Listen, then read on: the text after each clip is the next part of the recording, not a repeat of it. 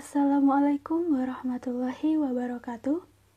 Di video ini kita akan belajar bersama-sama membahas atau kita akan mencoba menguji data, validitas, dan reliabilitas menggunakan SPSS.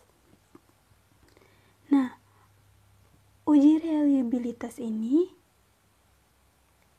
atau uji validitas ini berguna untuk mengetahui kevalidan atau kesesuaian kuesioner yang digunakan oleh peneliti dalam mengukur dan memperoleh data penelitian dari para responden. Nah, agar lebih paham, kita langsung saja ke contohnya, atau kita langsung saja untuk praktik mengujinya. Di sini saya sudah menyiapkan data dari para responden, yaitu ini data uji coba skala kepribadian jiwa damai, guru PAI, dan madrasah. Di sini sudah ada 51 responden. Nah, ada 51 responden untuk menguji validitasnya. Kemudian yang pertama-tama kita lakukan adalah mengcopy ini. Copy angka-angkanya ini. Nah, ini termasuk totalnya juga. Ini sampai semuanya di copy. Copy. Kemudian kita ke menu SPSS. Nah, jendela pertama yang akan terbuka pada SPSS ini adalah seperti ini. Ada data view dan ada variable view. Kemudian kita copy data tadi di data view di sini. Oke, kita tinggal kita paste di sini. Nah, akan muncul angka seperti ini. Ada 51 responden. Nah, benar di sini. Dan kemudian kita ke variable view. Nah, variable view ini ada nama, tipe, dan seterusnya. Kita di sini ganti aja namanya menjadi item. Caranya yaitu agar lebih mempermudah, Ctrl F. Nah, di sini kita klik di replace. Kita ketik var 000 karena ini adalah nama awalnya ini. Kemudian kita ingin menggantinya menjadi item. Nah, kita klik replace all. Nah, akan terganti semua seperti ini. Bisa caranya bisa menggunakan dengan cara satu persatu, tetapi itu akan lebih lama, akan memakan waktu yang lebih lama. Maka yaitu tadi cara praktisnya.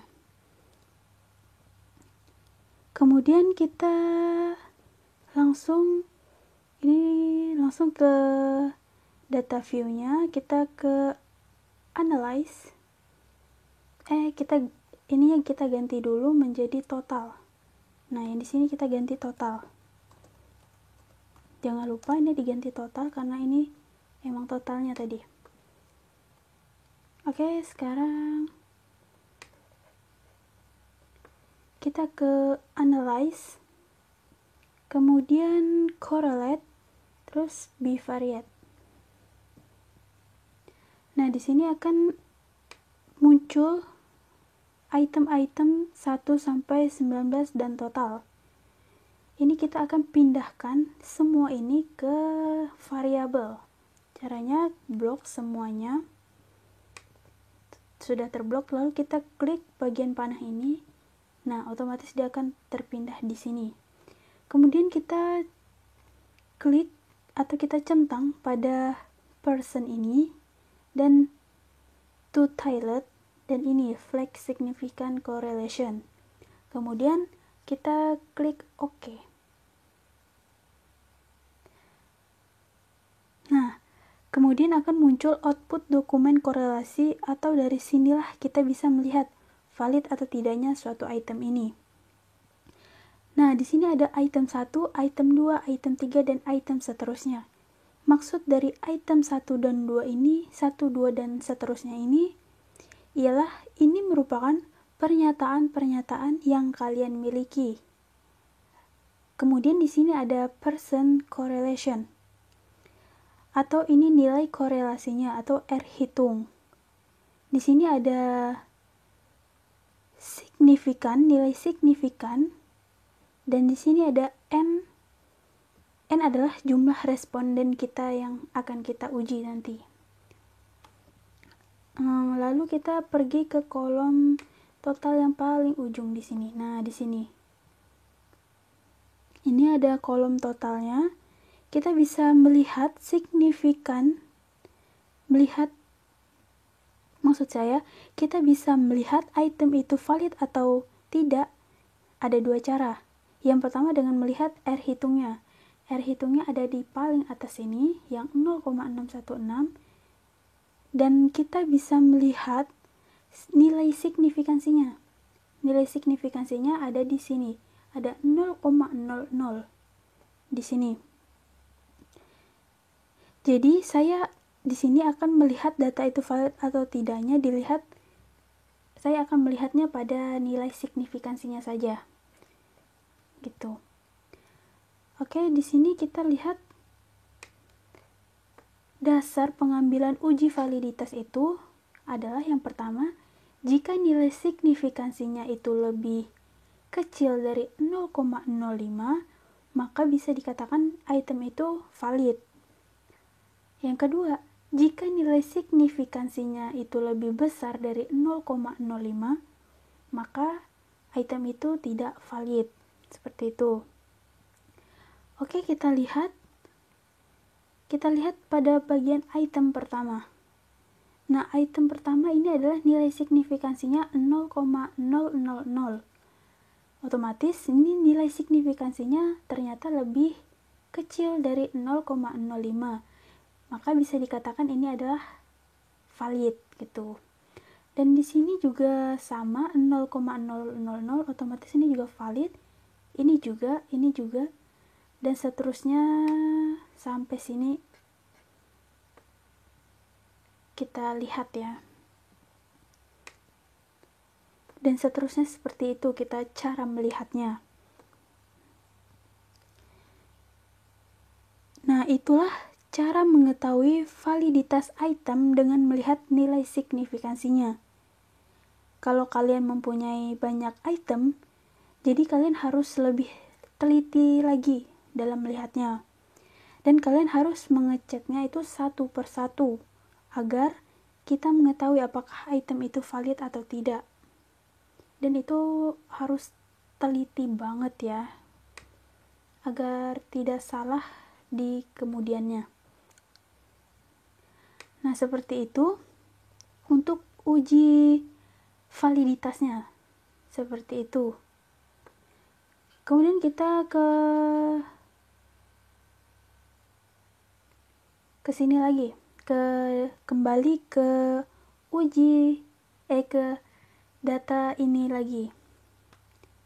Kita selanjutnya akan menguji reliabilitas. Nah, uji reliabilitas ini digunakan untuk mengetahui konsistensi alat ukur, apakah alat pengukur yang digunakan dapat diandalkan dan tetap konsisten jika pengukuran tersebut diulang.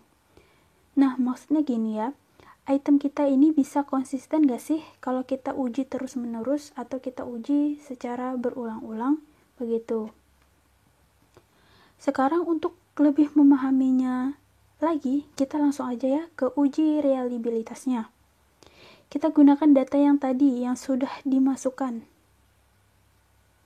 Nih, seperti ini. Data yang tadi kita uji reliabilitasnya. Maksud saya uji validitasnya. Langsung saja kita ke analyze, terus ke scale, terus reliability analyze. Nah, semua total item di sini sama seperti validitas tadi. Semua itemnya ada di sini. Cuma bedanya di sini adalah yang kita pindahkan ke kanan itu hanya itemnya saja. Untuk totalnya tidak perlu dipindah. Nih. Nah, total ini kita tidak perlu dipindah. Jadi kita blok item 1 sampai item 19. Kita pindah ke sini. Nah, totalnya kita tetapkan di sini. Lalu kita klik pada bagian statistik ini, kemudian kita centang di bagian ini, scale of item delete. Kemudian continue.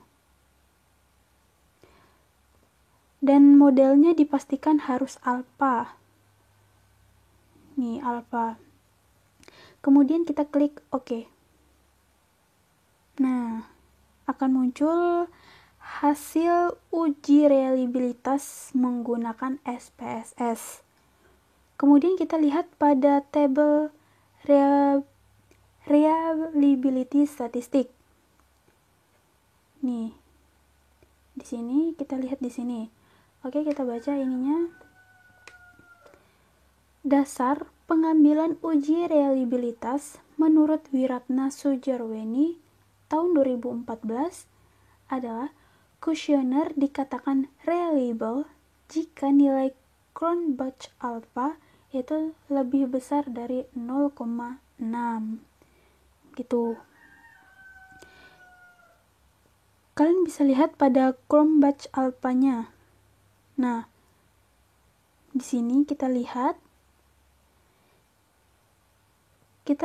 ini Cronbach alpha kita adalah 0,837 dan N ini adalah N of item adalah jumlah dari pernyataan-pernyataan kita, yaitu ada 19 item itu.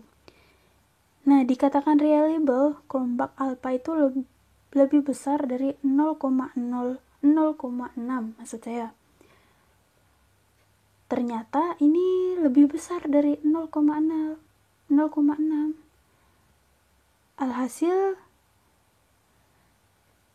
berarti data yang kita uji ini ternyata reliable gitu.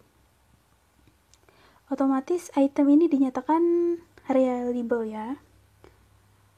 Oke, demikian praktik kali ini atau uji validitas dan reliabilitas menggunakan SPSS ini. Semoga bermanfaat untuk kita semua. Terima kasih. Wassalamualaikum warahmatullahi wabarakatuh.